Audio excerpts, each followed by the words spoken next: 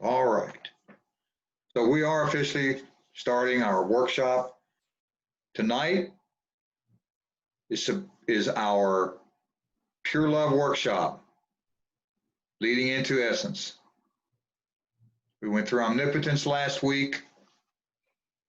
I'm Coach Rick. We have Sheehan Creamer. We have Seth Stevens with us tonight.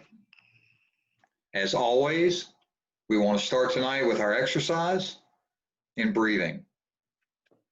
I want everybody to stop what you're doing. I want you to think about the place that brings you to where you want to be, that place that brings you close to God, that place that makes you understand that we are created by energy in the likeness of our Creator, that place that helps you understand that you are a powerful and knowledgeable and wise human being.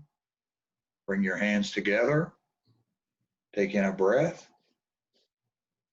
push your hands forward toward God, and let all the air out of your lungs as you come down.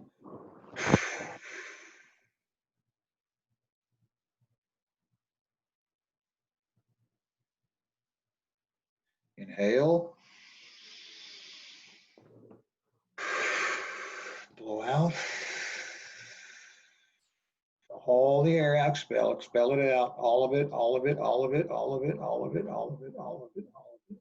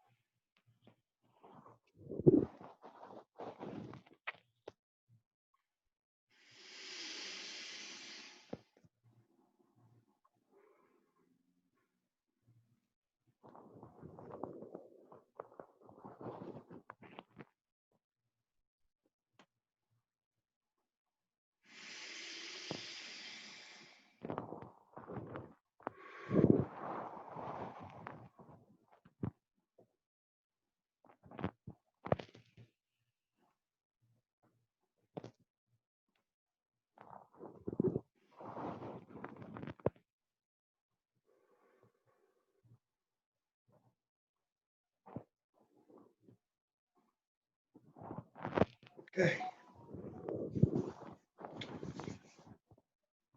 So as I was saying, going through pure love and into our essence. And I wanted to touch base with each of you to find out how you're doing. And before we started recording, Seth was sharing with us a pretty profound thing.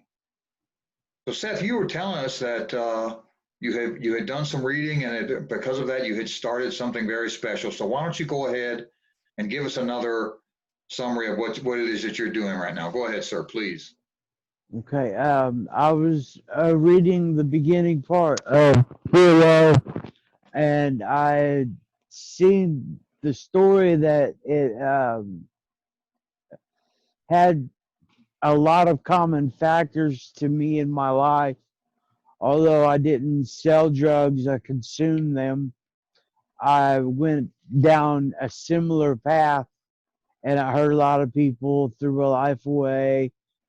And I read on down the page, and it said that some years down, that same person used his life experience, what he went through, to create a thing that would help other people. So 5 nights ago, I started doing a YouTube channel where I said the first night that I will make a video a night, and the videos are about how to avoid relapse and how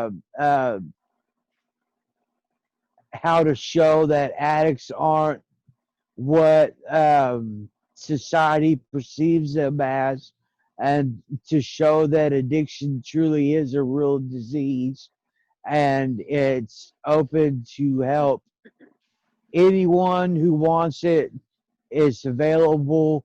It doesn't cost a thing. It's just if it's my knowledge being put into these videos of what can cause you to trip, what will keep you in there. I'll tell stories about bad trips. I tell stories about what bad things that I've been through. I tell story. I don't glorify nothing. I make sure that the viewers see the bad side of it so that they know if they continue down this path, this is what's in store for them. Some prison bits, possibly death, and I give tips and ways to avoid relapse. And it's it's a work in progress. I'm only up to 5. Um, to to to find it, if you're not friends with me on Facebook, go to Help with Addiction, Seth Stevens, type in keyword Help with Addiction, then my name, and it should take you to it. Cheyenne said that she found it under Seth Stevens, but she had to scroll down real far because I don't have that many views and I don't have that many subscribers yet. So if you can't find me on there, friend me on Facebook. But I'm very, very leery about who I accept for friends because I've been hacked so many times. So we're all part of this group. So if Kai or anybody like that sends me a friend request, send me your number so I can call you, make sure that it's you before I accept your friend request because I don't want to be hacked again. But you can get on my page. If you get on my Facebook page, you can click on the video, and the video will take you to my YouTube channel. Or you can type in "Help with Addiction," Seth Stevens. You'll recognize my face. It's my video's got my face right in front of it. So, or you can do like Cheyenne did, type in just my name and scroll down as far as you can go, and then you'll find me. But any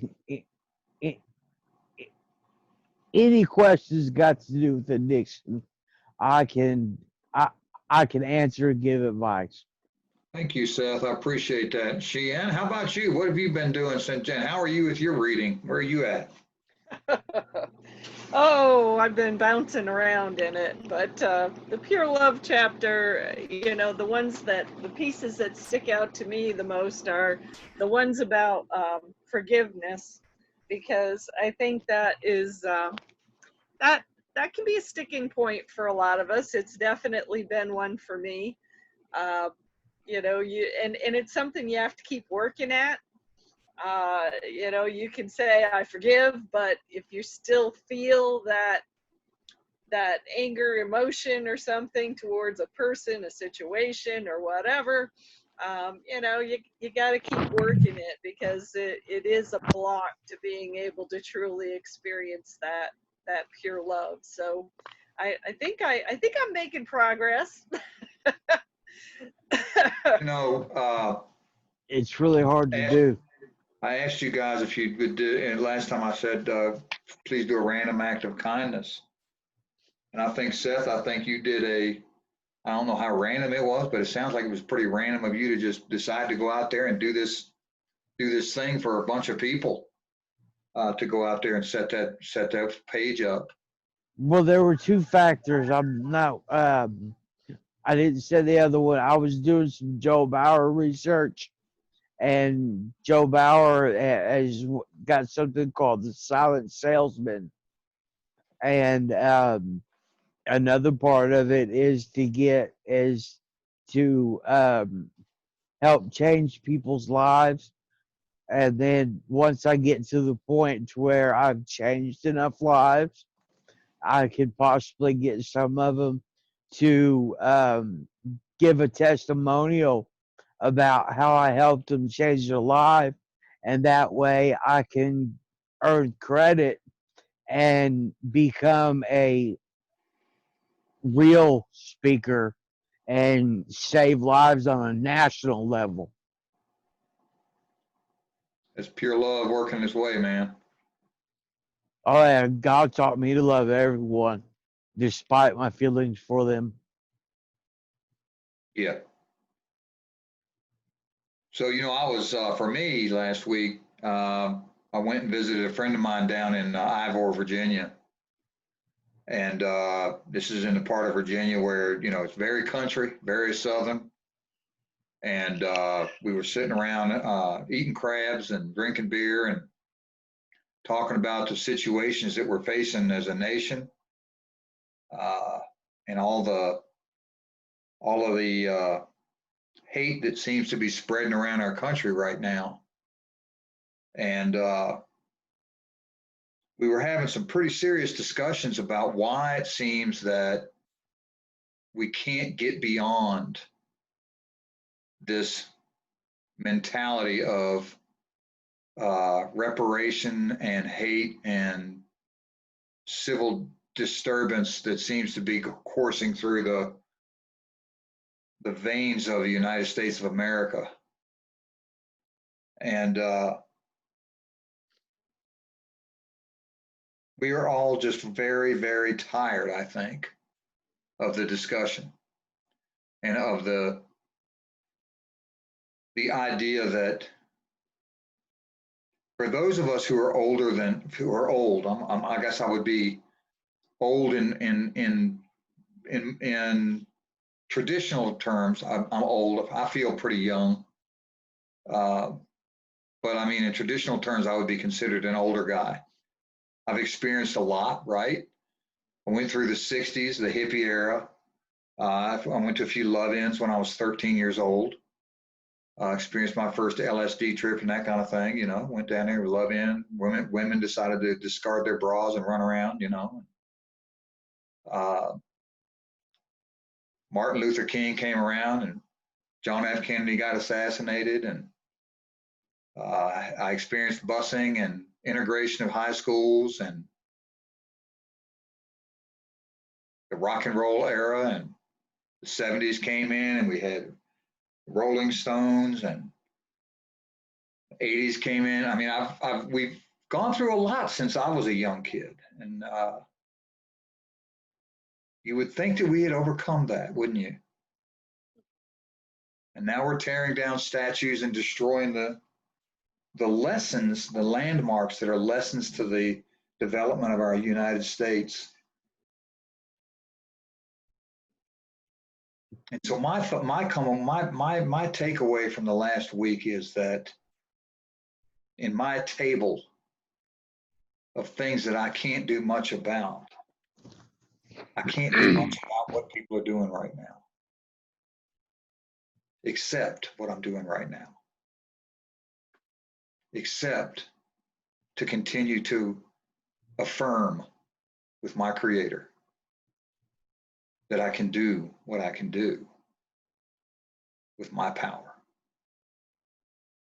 that you can do what you can do with your power. And the people that I spent the weekend with, who have gone through the same evolution that I have since we were teenagers, they fly Confederate flags. Or they did. And we talked about that a little bit. We talked about the fact that they came through their prejudicial mindset once upon a time. But we talked about what the Confederate flag actually stood for. Did it stand for the hate of Black people in our modern era? And the answer was no. What it stood for was rebellion. What it stood for was sovereignty. What it stood for was not wanting to be forced to live by someone else's dictatorial, totalitarian rule. That's what the rebellion was about. That's what I was led to understand over this weekend when I was talking to some people who have deep roots in the Confederacy. It was not that they wanted to protect slavery per se. It was that they wanted to protect their sovereignty and their way of life by standing against a dictator type law coming on them. That's not what I wanted to get into tonight, so per se, except to say that I came to a realization that what people seem to not understand is that what these people are fighting for in the streets right now, the Black Panthers in Atlanta with their AR-15 standing out there, are fighting the same thing that the rebels were fighting for in the Confederacy. And that is the right to bear arms against a totalitarian government. And it dawned on me that we need to lay down our arms and love. That we need to understand that this is not about totalitarian anything. It's about honestly assessing what the hell we've been doing for the last 250 years to become united. One nation means one nation. Anyway. And as I feel God coursing through me right now when I'm saying these things to you guys, I know I've got the right message. We are sovereign in our makeup. We're individuals. We deserve justice. We deserve equality. We deserve our sovereignty. We do not deserve to be under the rule held down under the thumb of a totalitarian government. We simply do not. Whether you're Black, white, or our red brothers and sisters who are still living in what I would consider poverty and oppression. On reservations, my God, they're living on reservations? Are you freaking kidding me? Anyway, to exercise pure love right now is more important than any time in the existence of if not humanity, then at least in the United States of America. Exercising pure love right now from the heart where our soul resides is the most important time since our existence as a country.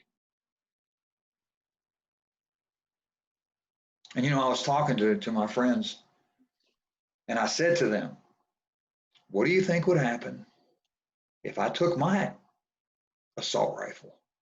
Yes, I do have an assault rifle because I believe in the Second Amendment being as much as anyone else. And I went down to Atlanta and I got out of my van with my assault rifle, not in any kind of an aggressive way, just slinged over my shoulder. And I walked up to the Black Panthers. I said, how you doing, brother?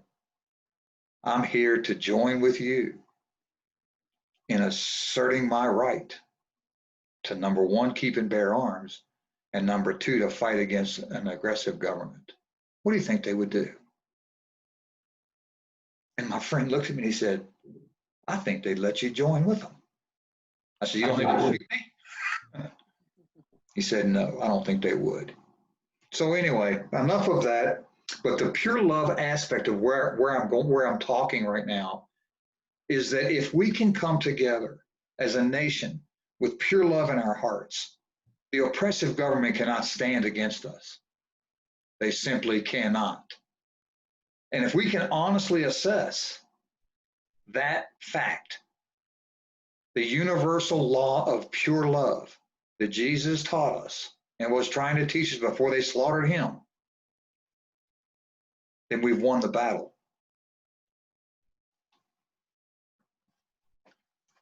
So, it's a very good weekend this weekend for me. Very awakening, I thought it was a very good weekend because the fact that rebels are rebels. Rebellion is rebellion. Violence is violence, and we have to keep away from the violence. So now that we have really started to understand the honesty, the omnipotence, the pure love, those three pieces of our super puzzle that we're putting together, and the puzzle that is us, it's now time for us to really start thinking about our essence. And Seth, my brother, Yeah. What's up? you are beginning to experience you're experiencing your essence, I think, sir. The fact that you started a YouTube channel, and you told me a while back that you thought you might be having the essence of someone who needs to teach others or to coach others or something to that effect. Play is that thing that you do which brings you joy to your heart every time that you do it. It's what you are so good at that it comes naturally and you can't get enough of it.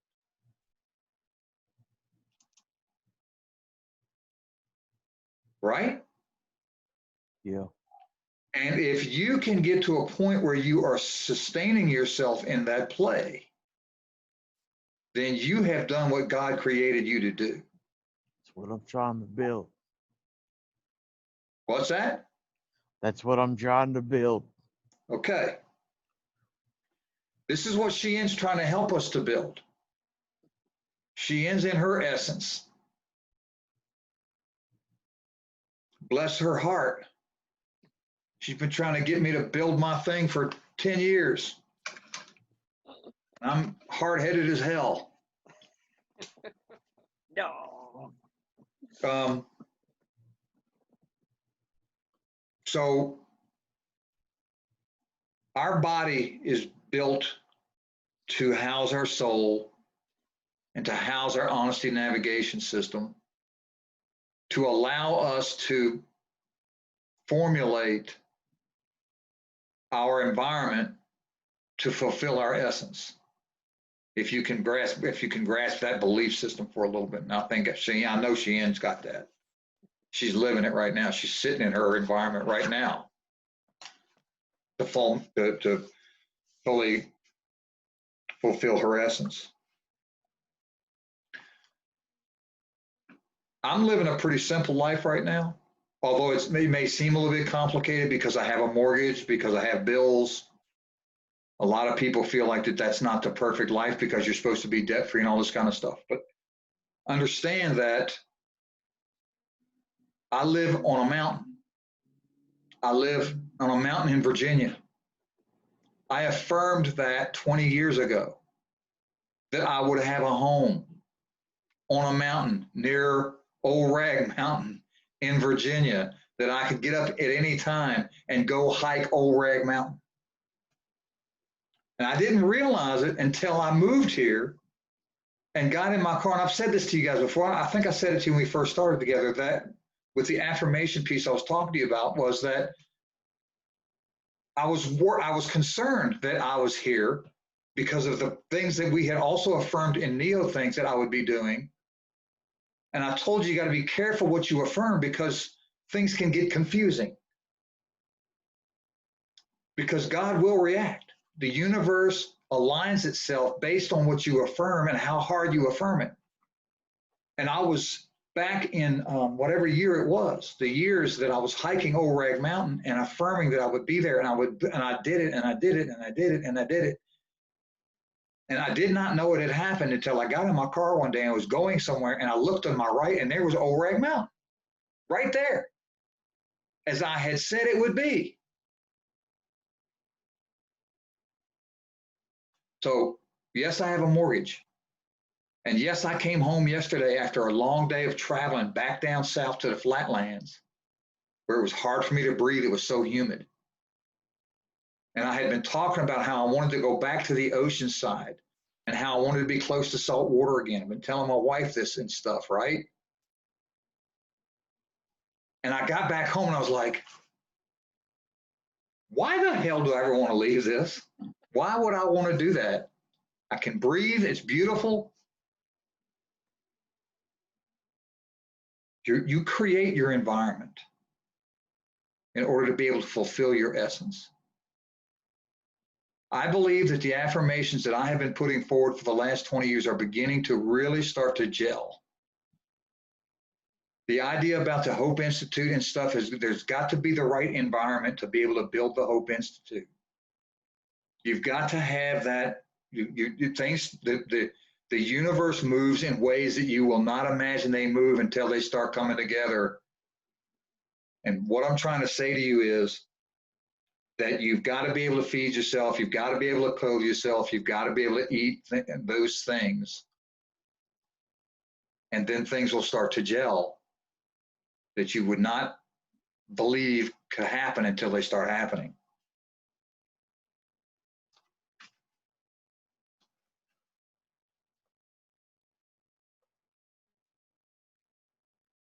When you are born and you have your essence, most people will be able to say when they're like 9 years old what it is they think they're going to be. They pretty much know as a kid what that essence is. They may not, if a kid says, I'm going to be an astronaut, that's a really vast, beautiful thing to think they're going to be, to believe they're going to be. And so they're there. And then somebody comes along and says, you're too stupid. Or you can't be an astronaut, you got to go drive a dump truck. Anyway, we know that story. We know how that goes. We've all been there. I'm not going to get into that tonight. We know that's how that happens. But now you're getting to the point where you've got these three pieces of the puzzle together, where you've been doing your honesty assessment, you've been feeling the omnipotence touching you. I know you feel it. We've been hearing it course through us every time we do our breathing exercises, as we go through and talk about these things. We're here, we're affirming, we know that it's happening. So now you should be starting to have a get her done attitude. And I'm going to tell you about my hypocrisy. I'm a hypocrite to some degree on this. But I believe there's also a reason for the hypocrisy, and there's a reason for everything that we do in what we're doing. There's lessons that we have to learn in order to be able to teach lessons and bring things forward. My hypocrisy allows me to realign my thinking over and over and over again and slap myself and allow my friends to slap me. And I know how it feels to be a hypocrite about what I'm supposed to be doing. So when she ends looking at me in the camera and going, yeah, that's right, that boy is, sometimes he just slips so bad, I got to slap him. I would not be where I'm at right now if Sheehan had not been slapping me around, especially lately. I wouldn't. You know it too. I would not be here. Anyway, I'm not going to keep beating myself up, but it's true. So what I got to do now and what you've got to do is you got to start thinking about your power words. Because what you're going to do now is you're going to start looking at what it is you're going to do to build your essence up. You got to figure out now what it is, Seth and Sheehan, what it is that you're going to be able to put together that's going to drive your essence home so you can start building up that power to build your essence into a most powerful tool. Some of my power, and this is where you're going to feel your ego maybe tugging at you a little bit, because you've got to be honest with yourself in this aspect too. But it's also going to humble you, okay? Because you're going to know some things about yourself, and then you're going to put those things aside because you're just going to go, they are. They just are, right? Here's mine. I'm friendly. I'm handsome. I'm disorganized. I'm open-minded. I'm outspoken. I'm a procrastinator. I'm impressionable. I'm creative. I'm sexual. I'm compassionate. I'm trainable. I'm adventurous. I'm spontaneous. I'm strong. I'm artistic. And I'm charismatic. Those are my power words. I know these are things that I am because I've studied myself. Okay, now, here we go.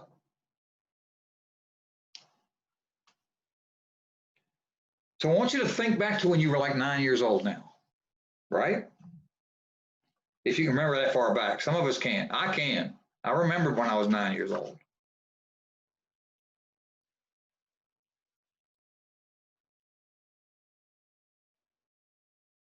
Just think back, take a few deep breaths, just kind of sit quietly for a minute. Now we're doing through some action steps here right now, okay? Just want you to think quietly for a minute. Clear your mind as much as possible. And I want you to just think about that. I want you to repeat to yourself that I know who I was meant to be. I know who I'm meant to be. I know who I'm meant to be. I know who I am meant to be. I know who I'm meant to be. I know who I'm meant to be. I know who I am meant to be. Your favorite thing is what you're looking for. Back when you were a kid. I know what I'm meant to be.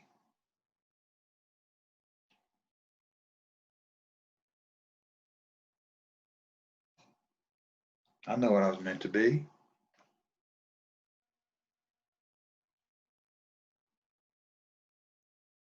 Maybe it's a model, building or drawing a building. Maybe it's playing music, playing with cars. Maybe it's driving a bus, drawing pictures.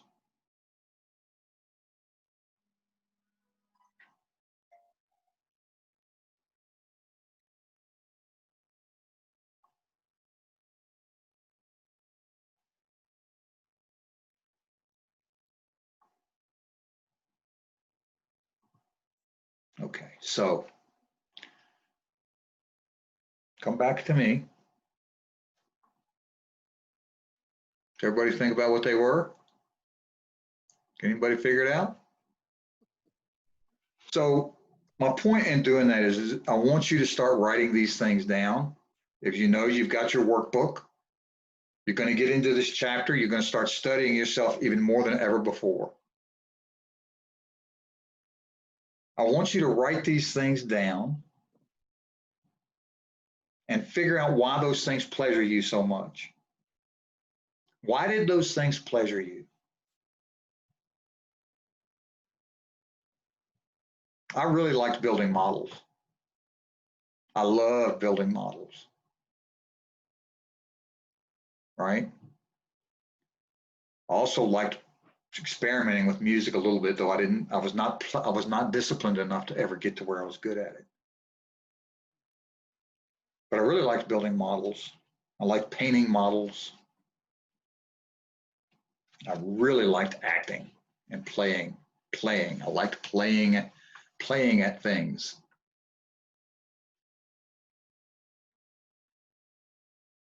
And I really liked entertaining people. I could stand for hours and just entertain people. I liked being in front of people.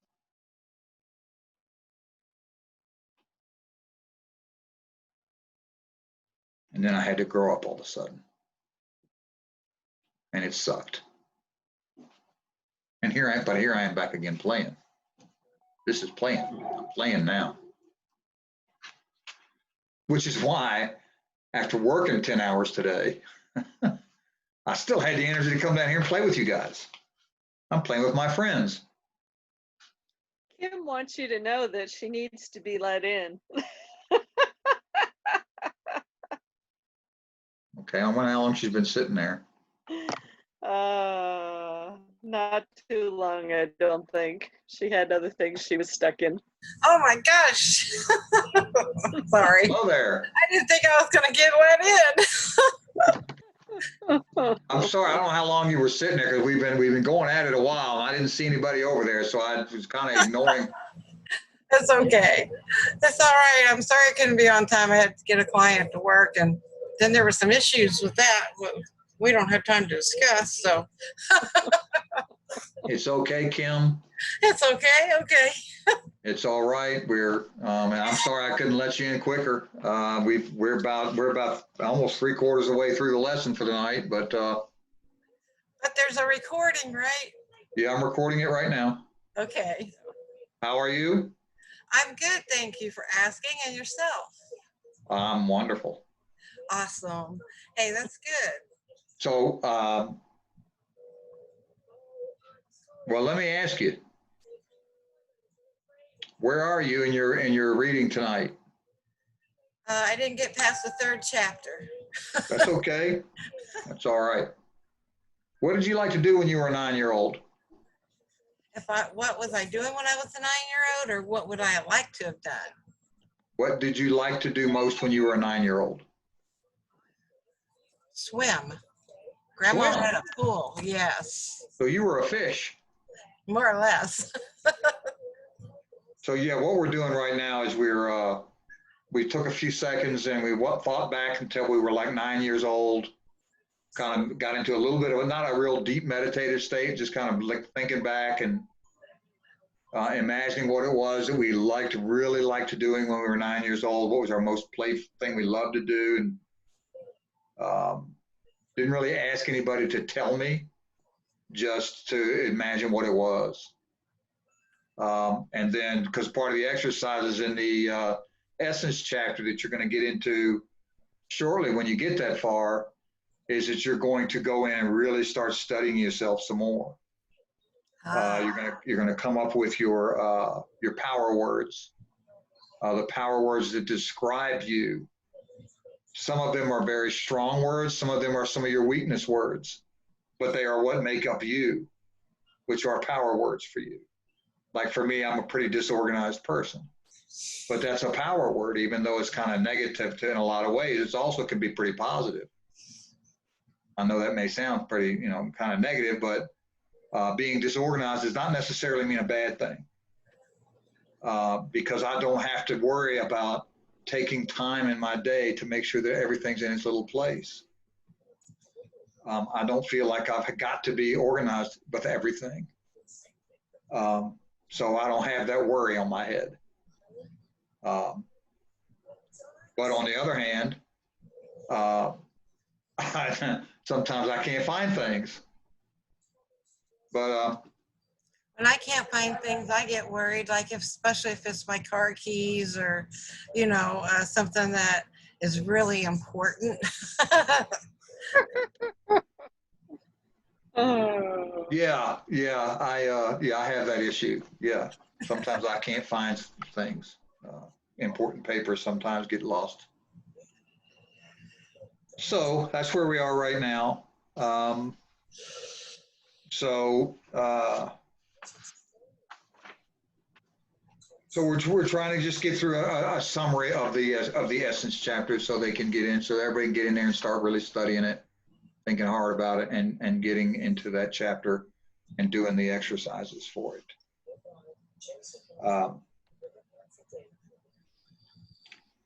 my thought is that if I could have discovered my essence at a really younger age, I probably would have been a teacher. Is what if I look back on it, I probably would have ended up being in the teaching field, some form or fashion. But I had to remove the clutter from my previous programming in order to get to that point at my age, at a young age of 40 something, before I realized that I probably would have been a pretty good teacher, probably of younger people. But I did not land a job even coming anywhere remotely close to that till I was in my 40s.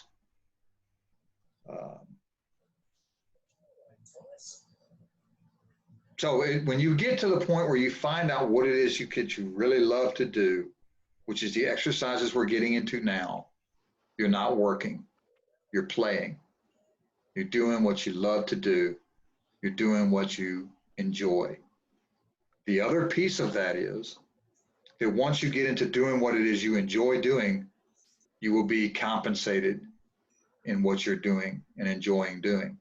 Now, this leads us to an interesting discussion.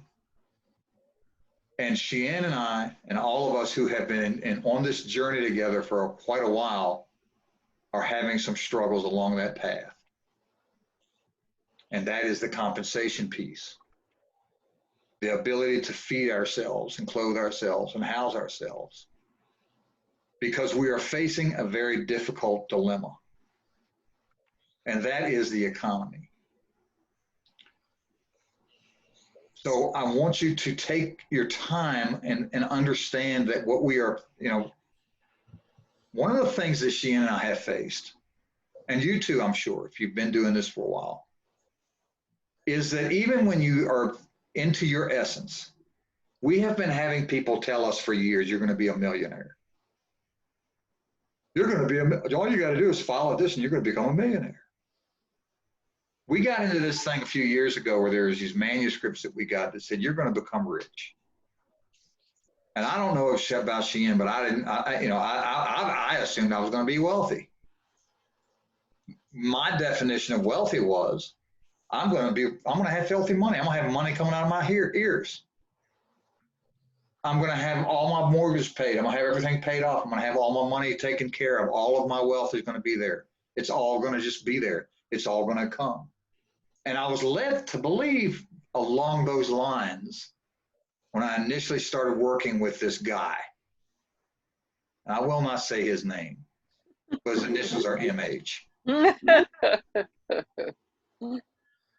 And so the dilemma that we face in some of this stuff is that we do have to understand that when we say we're going to be taken care of, we have to understand what that really means for us as individuals in our pursuit of our essence, right?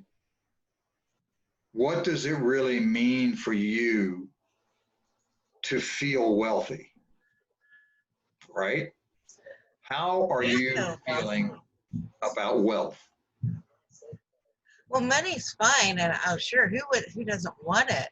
But to be wealthy for me is to have my health back and to have my grandkids and doing all the things that I like to do. There's the doorbell. One moment.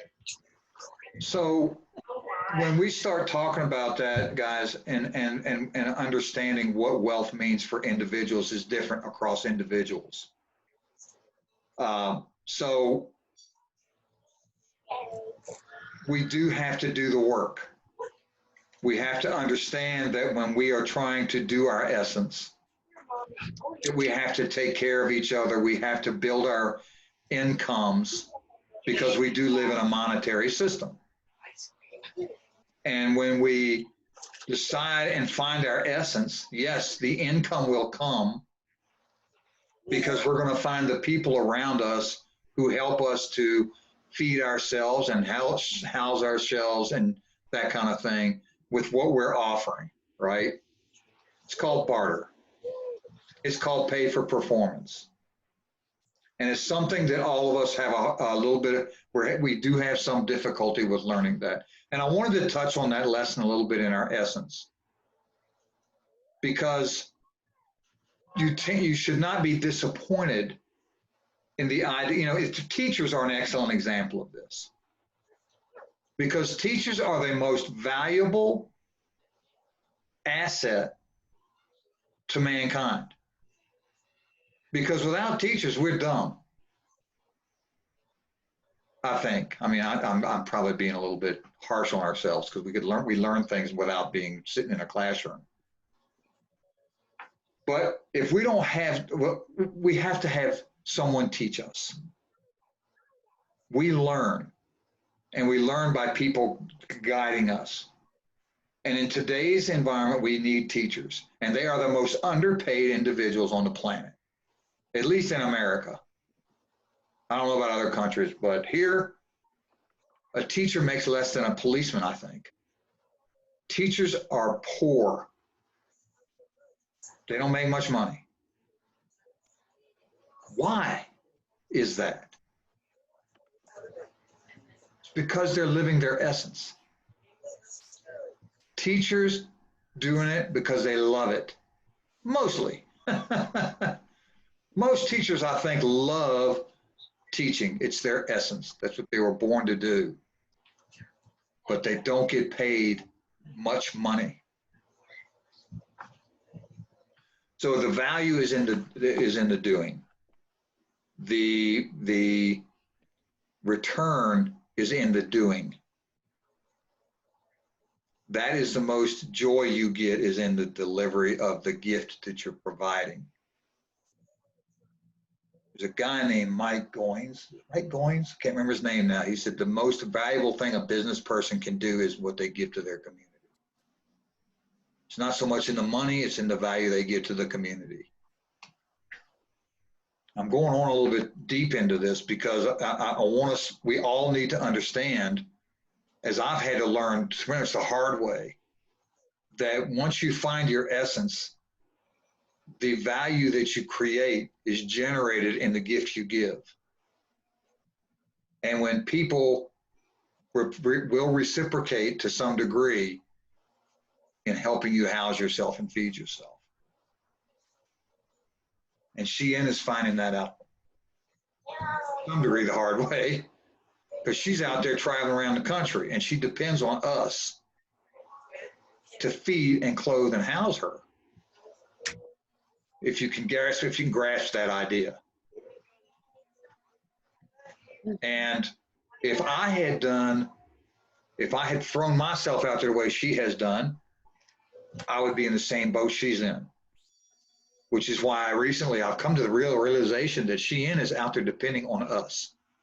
There's not many people on this call right now, but she depends on us. And people like me and you and others to reciprocate to her for the value that she gives to us. She has been driving around, going to Indiana, St. Louis, and Florida, and all these places, delivering her value. And in exchange for that, she does marketing and things like that to bring in income to help her get where she's got to be. That's because she's delivering her essence. And so she does things to get residual income coming in, but she has to work to understand how she has to market products and services in order for her to be able to do her essence. So to a large degree, we have to understand that. That's like me. I'm doing my essence right now. I'm not getting a dime for what I do right now. Not a nickel. I work full time, but I'm also doing some other things right now. Right now, I'm doing some things that have come to light to me. There's longevity, right, Cheyenne? There's longevity that I've started purchasing again to help Cheyenne.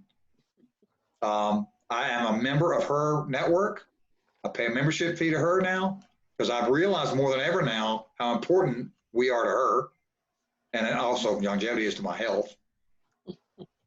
I've also found a marketing thing now that I bought into with Darlene that is phenomenal. And I'm studying the hell out of that right now. And if that works the way it says it's going to work, it's going to be an amazing thing that's going to generate income for me for a long time. So I'm invested in that. I've put money into that. I'm going to continue to market with that because it's going to help the Hope Institute. So the point I'm trying to make is, Seth and Kim, Sheehan already understands this. I'm preaching to the choir here. Find things to make money to support your essence. You're going to have to do it. Because for us, the people that we are right now, there's not a lot of income being generated in what we're doing with YouTube and helping people to coach them about their drug abuse. There's not a lot of money in doing what I'm doing, teaching people about hope. Because here, let's face it, this right here, I feel is priceless. Okay? But I'm not selling it. I'm giving it away.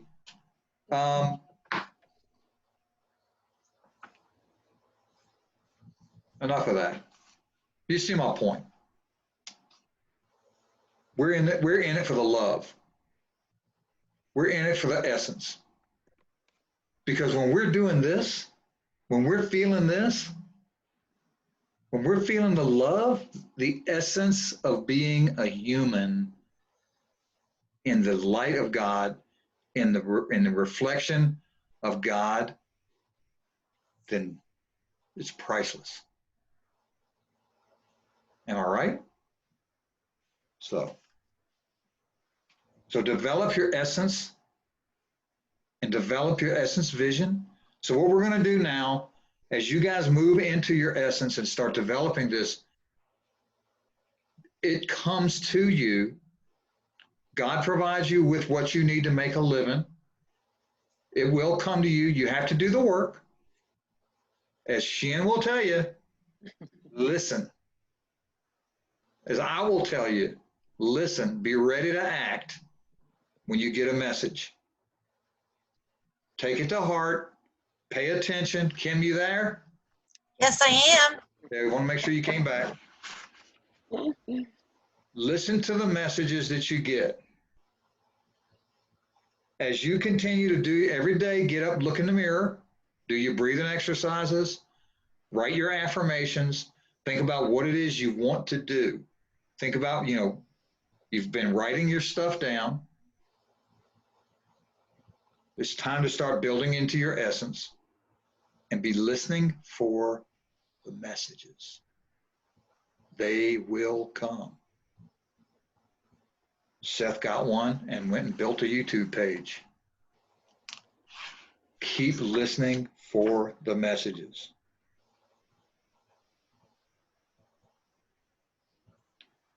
When you do your summary, when you do your essence exercises, there's still a lot of work to do. Because once you start building into your essence action, once you do those essence exercises, then we're going to start doing a real strategy work. Because over the next couple of weeks, we've got to start building that strategy for your business. Does everybody understand what I mean by business? Seth, Kim, do you understand what I mean? I don't need to ask Sheehan, Shiny. Well, you mean like the connecting part where we put the puzzle pieces together and build our financial futures, or are you talking about business as in creating something new? Yes. From learning all of this, we create something new, right? Okay, so here's the secret. Here's the secret that's going to come to you. You are the product. And I know that you may say, "Oh, this guy's full of shit." You are the product. And what I mean by that is that once you start uncovering your essence, then everything else is going to be built around that product, which is you. Because once you start developing your strengths, once you understand what your strengths are, then the product becomes you. And we have to develop the marketing around you to get you out there in front of the people that will buy you. whatever that means. Does that make sense a little bit? Yes, it does. Okay. So that's why the first 3 or 4 chapters of this thing are so important. Because if you don't look in the mirror and do some reflecting and start understanding what it is that makes you who you are. First of all, what's got you where you are and what's got you turmoiled inside, what's got you torn up inside, what's been eating at you and tearing you apart. You do that, and then you open yourself up to God and receive the energy and the power that is you, that is in the likeness of God, your creator. And then start feeling that pure love generate through you that you're going to share with other people. You start shining. You start shining as that beautiful human that you are. Then your essence is going to start blossoming. And so once you start doing the exercises to say, these are my power words. These are the powerful me. This is the power I am. This is who I am. I'm friendly. I'm handsome. I'm disorganized. I'm open-minded. I'm a procrastinator. I'm impressionable. I'm creative. I'm compassionate. I'm sexual. I'm trainable. I'm adventurous. I'm strong. I'm artistic. I'm charismatic. I'm spontaneous. I'm outspoken. I'm a pain in the ass. Whatever it is. I'm a healthy pain in the ass. But that's who I am, right? But you can't get to that point if you haven't gotten this far. It's okay, but if you haven't gotten to that point, you got to get there. You have to be able to look in the mirror and say, I forgive myself if that's what I need to do, because you do need to do that. You need to forgive yourself. You need to allow yourself to be forgiven in order to be able to open yourself up and say, yes, I have a big nose, but it allows me to breathe good. See that? That bad boy's big, but it lets me breathe good. So we have to get to know ourselves without hating ourselves. A lot of us have done some pretty horrendous things, especially me. I mean, I'll be the first to tell you, I've done some pretty awful things, but I don't hate myself anymore. I did. I don't. I love myself. I forgave myself. I gave it all to God. There's things that I could not get people to forgive me for, but I gave that all away. I sure did. All right, I'm done. We got to wrap this up. So I love you guys. And so I want you to really think about what we're saying here, about how powerful you are and about what you've got to do to uncover the essence of your humanity, because we are so damn powerful. Do you believe me yet? Yes, mine's just kind of wrapped up in busyness in this box. And when it comes out, oh my gosh, look out. Just look out, will you? Okay. I'm serious. My life is so busy. It is absolutely unreal. But you know what? I have started, that's like the last few days I've started having a little bit of time for myself and with my grandchild and, things that I haven't done in a very long time, because I'm always running from this project to the next project to the next project.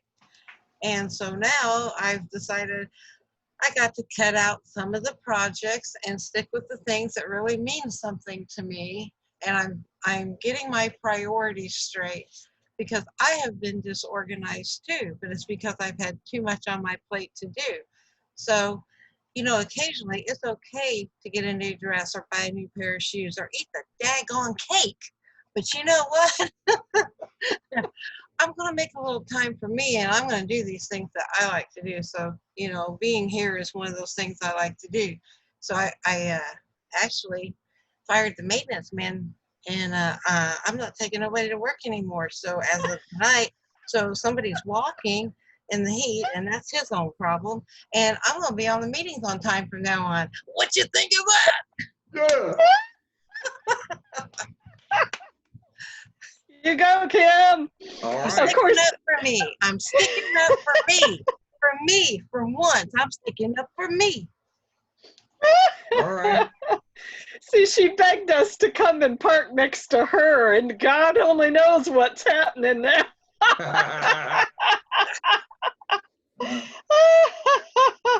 Oh, we are parked right outside her bedroom window. Uh-oh. Uh-oh. I love it. All right, so Kim, keep, affirmations. Get those affirmations down. And so, You know, one of them is, I have it posted right here in front of me. God is on the move, so get out of the way. And that is me sometimes. I get in my own way because you know what? We're a stumbling block to our own selves at times. If we would just surrender to God and let Him take over instead of trying to control everything in our own lives, you know what? Things would go much better. I would like to just say one thing about that. I would like to say just one thing about that, and you're right. I just want to say one thing. Yeah. When you say let Him take over, Yeah. I surrender. It's like I'm just not going to even try to control what's going on around this place anymore. You know, I just think God is in control, and I just need to let Him have it. no, hang on now. Let's back up now. See, because here's a lesson for you. You got to back up a little bit on that, because one of the lessons that you have in here is to go into one of your charts. It's in your book, in your workbook. Write down the things that you can control and the things that you cannot control. Right. Right? Yep. Because when you say just turn it over to God and let Him have control, that's a very vast statement to make, right? I mean, yeah, God has his realm, okay, right? Right. And He has things that we have. He holds us accountable for ourselves. But He doesn't hold us accountable for what somebody else is doing. They have to answer for themselves. And see, I've been trying to control the situation where everybody does what they're supposed to, and I can't.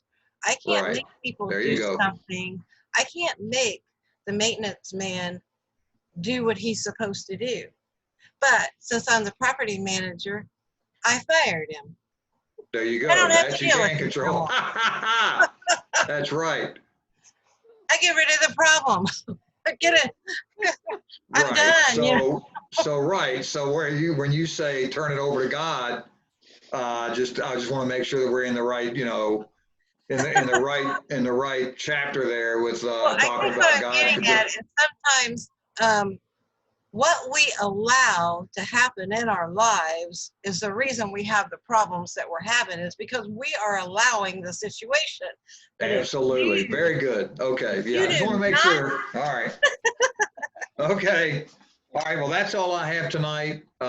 If you guys are good, I want to go ahead and wrap it up, and I'll send out the recording as soon as I can get it up and ready to go. Sorry it took me so long this week to get it done, but I had a lot to do last week. Couldn't get it out quick.